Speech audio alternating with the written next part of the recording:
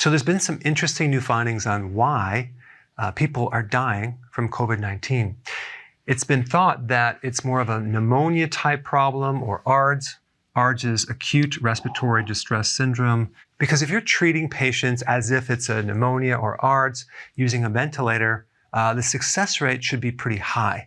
And the success using ventilators is actually very, very low. There's been some new research on this topic, and they found that it's more of a thrombosis, okay, which is blood clots, which is occurring in the lung and the arteries and other places in the body, which also explains why certain people are getting heart attacks as well as strokes. And it seems to be forming on the endothelial layer inside your arteries, in lungs, and other areas of your body.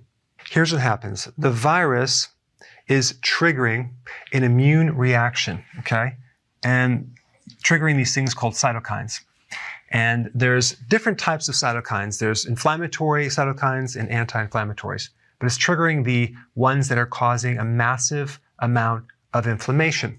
Now, if you have pre-existing health problems or your immune system is weak, you are going to get an overreaction of these cytokines, and it's called a cytokine storm inside your lungs, inside your arteries, and you don't have the enzymes to break down those clots. So you actually deplete those enzymes that are supposed to resolve that situation. So it's creating a massive amount of oxidative stress, which then destroys your tissues. That's basically a massive scarring of the lungs. And then what happens is basically the patient is literally starving for oxygen.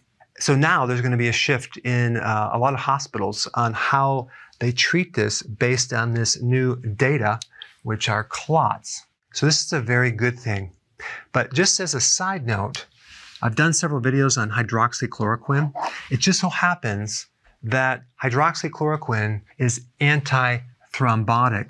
It actually can prevent clotting. It also is anti-inflammatory. Anything that would prevent clots and inflammation would be a very good thing. Another thing that I hope they start using more of is antioxidants.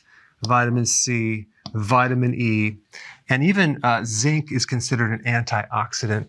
And especially vitamin D, because vitamin D is very anti-inflammatory and will help support the lung. And on top of everything, getting on a low-carb diet, because high carbohydrate diets aggravate this condition, and it's not going to help someone with clots. And that's probably why the people that are pre-exposed are diabetics, people that are obese, they have heart problems.